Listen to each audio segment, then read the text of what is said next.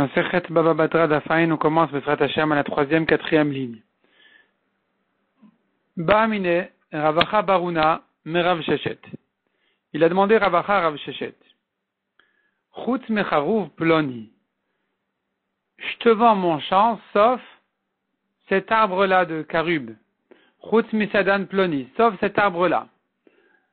Maou, qu'est-ce qu'on dira ici? Qu'est-ce qu'il lui a vendu, qu'est-ce qu'il lui a pas vendu? Oto Charouv de Lokane, Achacharouvim Kane. Cet arbre-là précisément, il ne lui a pas vendu, mais les autres sont vendus. Odil Masher Charouvina Melokane, ou peut-être les autres arbres non plus ne sont pas vendus. Amar le Lokana, il a répondu, ben non, tous les autres arbres non plus ne sont pas vendus.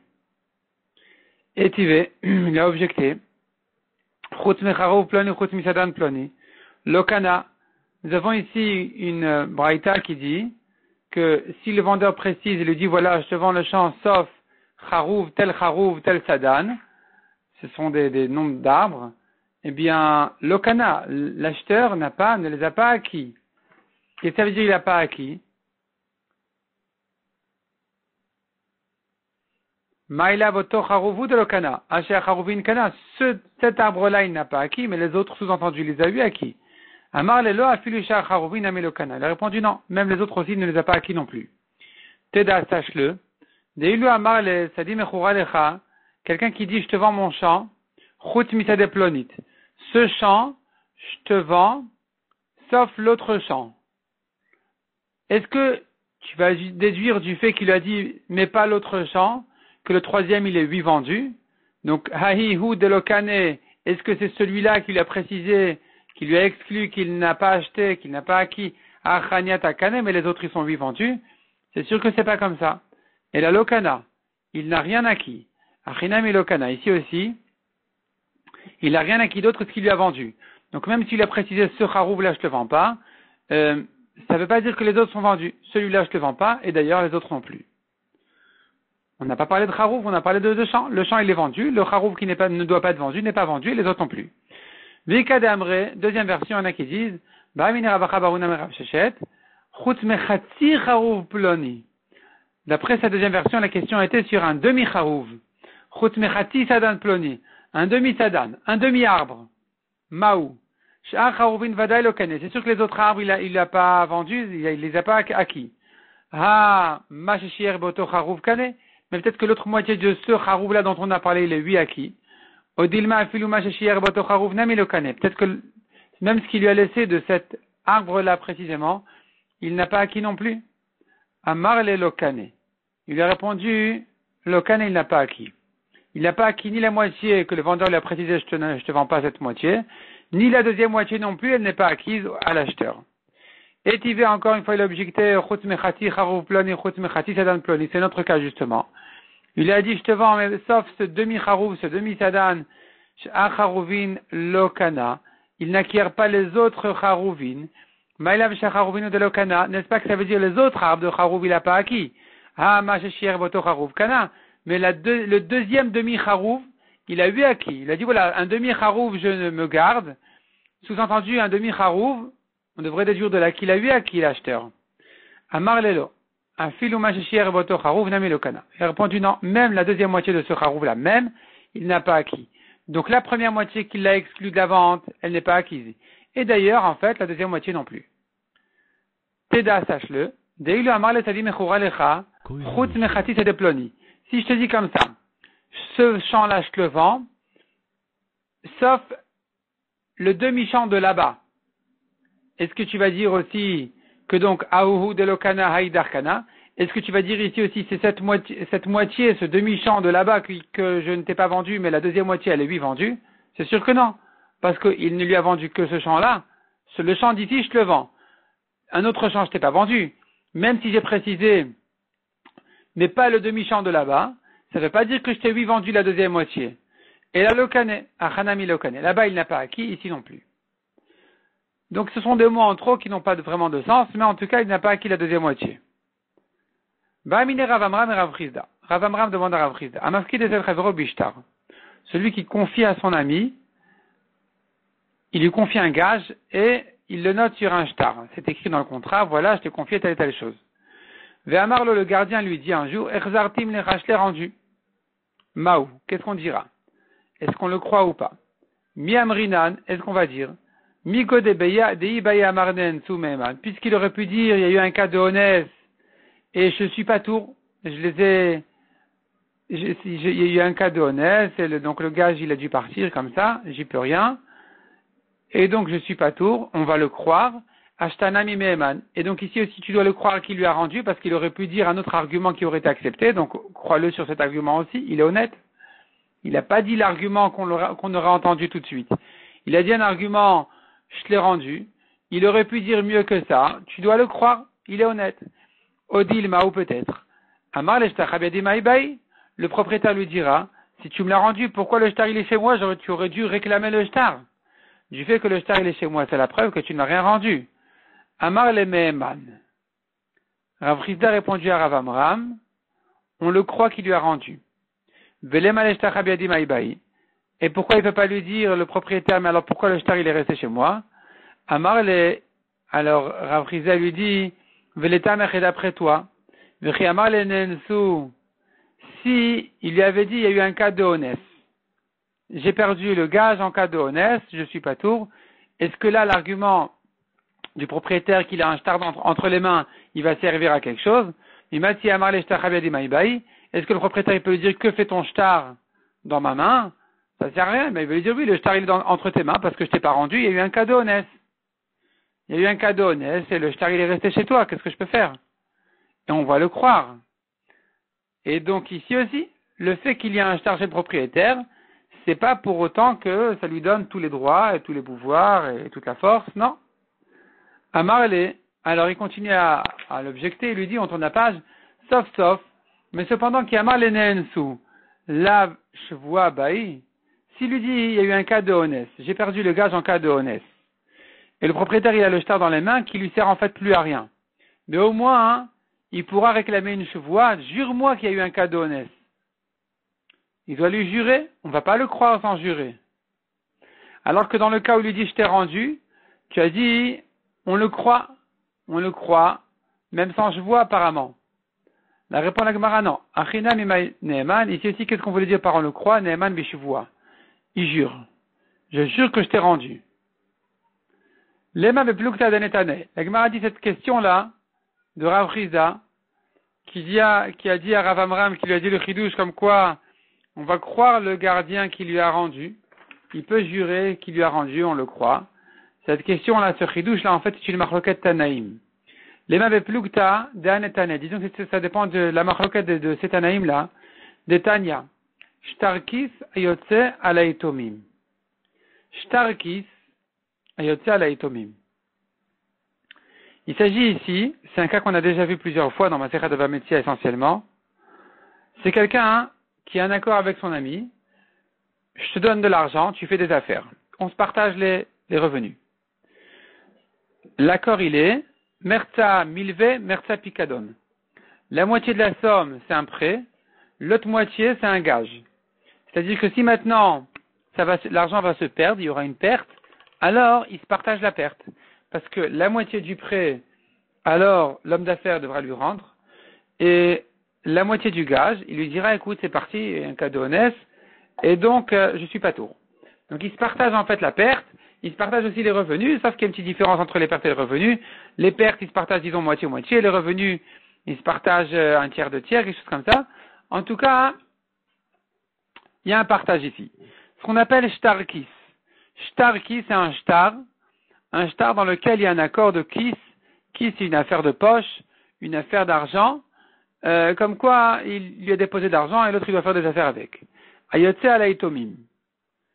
Et ici, le monsieur en question qui a reçu l'argent, il est mort. Donc, le prêteur vient réclamer l'argent des yetomim, des orphelins.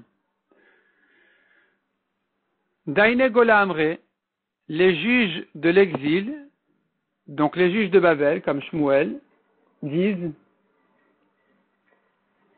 Nishba vegove kulo. Le prêteur jure et il récupère tout l'argent, toute la somme, il la récupère des yetomim, des enfants.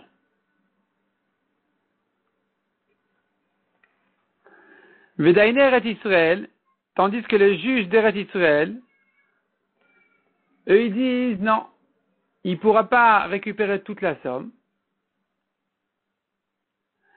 Les juges d'Eret Israël, c'est Rabbi Ami et Rabbi Assi, nous dit le Rashba, tandis que les juges de Gola, c'est Shmuel et Karna.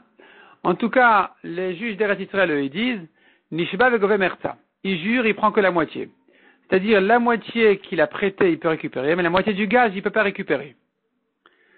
Vedekule al-maïtlo de Néardé. La Gemara suppose qu'ils sont tous d'accord sur le principe de Néardé, des Chachamim de Néardéa, des Amré Néardé qui ont dit, Hay iska palgamil vo palga pikadon. Une affaire, en principe, quand quelqu'un dépose de l'argent à son ami pour qu'il fasse une affaire, on considère que la moitié c'est un prêt, la moitié c'est un gage. Et ici, donc, nous avons une maroquette entre les juges d'Eretz Israël et les juges de Babel. Est-ce que le prêteur peut réclamer la moitié du gage des enfants, oui ou non? Et quel est en fait le fond de la maroquette? Maïlavda kamiflagé, n'est-ce pas que le fond de la maroquette, c'est justement de cette question-là? Demar savar matzi amarle.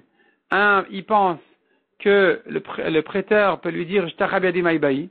Il peut dire au gardien, comment tu me dis que tu m'as rendu, alors que le shtar il est chez moi? Donc ici aussi, les Yetomim ils doivent payer, parce qu'il y a le shtar entre les mains du prêteur. Ils ne peuvent pas dire notre père t'a rendu l'argent, alors que le shtar est resté chez le prêteur. Donc ils doivent tout rendre. Ça c'est les juges de Babel. Vemar Savar, tandis que les juges d'Eretz Israël, eux ils disent, Lo, Omar Savar, Lo Amre. On ne dit pas cet argument-là, que fait le shtar chez moi? C'est pas la preuve. C'est pas la preuve que tu n'as pas été remboursé. Le gardien toujours pourra dire, je t'ai rendu l'argent. Donc les orphelins aussi pourront dire, notre père t'a rendu l'argent, on va dire ça à leur place, et ils seront pas chayav de la moitié. Donc en fait, ce chidouche-là de savoir si un gardien il peut dire, est-ce qu'on va croire, le chidouche de Rav Friza qui disait, on croit le gardien de dire je t'ai rendu, alors que l'autre il a un shtar dans les mains, c'est en fait justement la marloquette ici entre les juges d'Eretz Israël et de Babel. Que les juges d'Eretz Israël ils disent, on n'accepte pas cet argument-là de dire, mais j'ai un shtar dans les mains. Tiens, un shtar dans les mains, et il t'a rendu quand même. Et, non, pardon. Rav Rizda, il avait dit, le shtar n'est pas la preuve. Il pourra toujours dire, je t'ai rendu. Comme les juges d'Eretz Israël. Tandis que les juges de Babel qui disent, il y a un shtar dans les mains, c'est plus fort que tout. Eux, ils pensent qu'on ne va pas croire le gardien de dire, je t'ai rendu. Parce qu'il y a un shtar en face, il doit tout rendre. Donc, le gardien devra tout rendre, on ne va pas le croire de dire qu'il a rendu. La Gemara repousse la comparaison avec cette discussion-là. La Gemara dit non. Découle al-maïtlo de Rav Friza. Tout le monde est d'accord sur le principe de Rav Friza, qui avait dit qu'on peut le croire qu'il a tout rendu. Le gardien qui dit j'ai rendu, on le croit.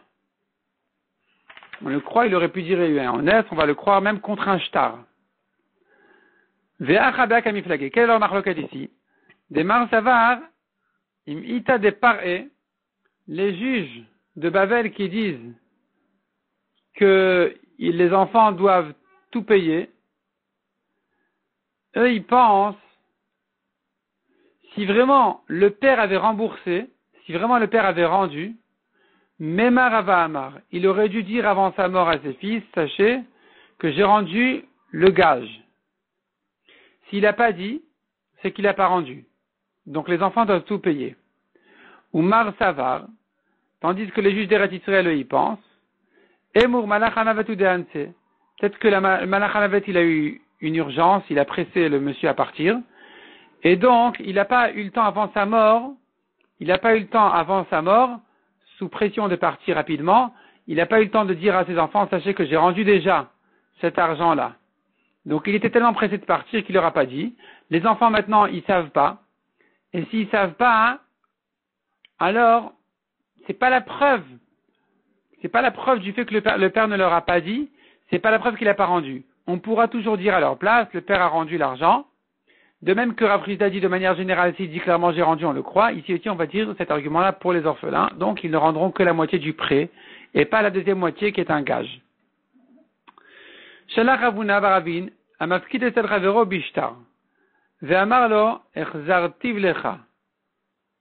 Celui qui confie un gage à son ami et c'est noté dans un shtar. Et le gardien lui dit je t'ai rendu. Nehemar, on le croit, comme Rav Rizda. Ou Shtarki, ça a la Yetomin. Et concernant le problème des Yetomim, donc du Shtarki, cette affaire-là qui avait été prêtée à leur père, moitié prêt, moitié gage, etc. Nishba vegovekulo, le prêteur, il jure et il prend tout l'argent. Tarte, la Gemara demande, est-ce que tu tranches deux à la rote contradictoire? Si tu me dis d'une part, on le croit qu'il a rendu, tu devrais donner cet argument-là aux orphelins et dire que la moitié du gage a déjà été remboursé, a déjà été rendu. Pourquoi est-ce que le prêteur, il peut jurer et prendre tout l'argent? Répond la Gemara, Shani Atam, c'est différent là-bas. Dim ita déparé, même Arava Amar. Si vraiment le père avait rendu, il aurait dû dire avant sa mort. S'il n'a pas dit avant sa mort, c'est qu'il n'a pas rendu. Rava Amar, il reta nishba vegovem merta. Rava par contre, il tranche la lara, le prêteur il jure, il ne prend que la moitié. Comme les juges d'Eretz Israël qui disent, il ne prend que la moitié. Amar Marzoutra, il reta que daine gola. Par contre, Marzoutra, il penche, il tranche et il pense, comme les daine gola, les juges de Gola qui disent qu'il jure et il prend tout. Amar le Ravina le Marzoutra. Ravina objecte Marzoutra et lui dit, Amar Rava, nishba vegovem merta. Pourquoi tu dis, comme les daine gola, alors que Rava il a dit, il jure, il prend que la moitié, donc c'est comme Eretz Israël. Amarle, il a répondu Marzoutra, en fait, Anan, les daine gola, ipra matninana. Nous, on a appris au nom des daine gola, ce que vous dites vous, au nom des daine Eretz Israël. Donc finalement, il n'y a pas de discussion. C'est-à-dire que finalement, la Gemara ici reconnaît que même selon Marzoutra, qui a dit, il cheta que daine gola, c'est pas comme les juges de Gola, comme on avait dit jusque-là, qui jure, il prend tout, mais c'est comme notre version sur les juges d'Eretz Israël qui dit, il jure, il prend que la moitié. Donc finalement, ils sont tous d'accord, Rava et Marzoutra et Ravina, qu'il jure et il ne prend que la moitié, comme les Daïner et Israël. C'est-à-dire qu'on va donner l'argument pour les orphelins que leur père a peut-être remboursé la moitié, et même s'il a rien dit avant sa mort, c'est pas la preuve. Donc finalement, comme Rav Rizda qui avait dit, le gardien qui dit je t'ai rendu, on le croit, on le croit en principe, et non seulement lui, mais même ses enfants, on va les croire. Sur la partie gage, on va les croire, et puisqu'on va les croire, alors ils n'auront à rendre que la moitié du prêt, sur lequel on ne peut pas dire je t'ai rendu. Sur un prêt, tu dis pas je t'ai rendu. Parce que même dans un cas il n'a pas un amigo d'Enensu. Il n'a pas un amigo, il aurait pu dire qu'il y a eu un cas d'honnête. Même dans un cas d'honnête, il aurait été chayav. C'est un prêt. Mais, sur la moitié du gage, il aurait pu dire il y a eu un cas d'honnête. Crois-le aussi quand il te dit que, il a rendu. Donc ici, sur cette moitié-là, il ne paye pas. Sur la moitié du prêt, les enfants devront lui payer.